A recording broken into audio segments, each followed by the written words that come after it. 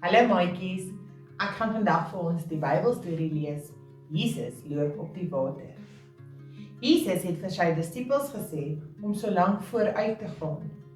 Toe gaan Jesus op met die berg om te bid.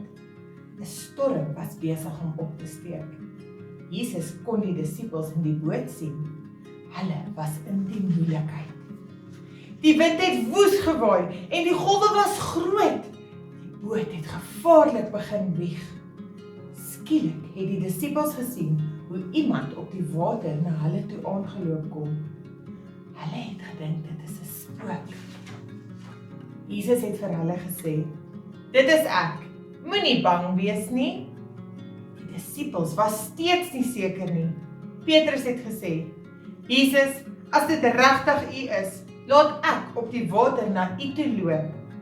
Toe antwoord Jesus, "Kom." Petrus het uit die boot geklim. Hy het op die water na Jesus toe begin loop. Toe Petrus na die wind en die golwe kyk, het hy bang geword. Hy het begin sink. "Here, red my," het hy geroep. Jesus het sy hand uitgesteek en Petrus opgetrek. "Hoekom het jy my nie vertrou nie?"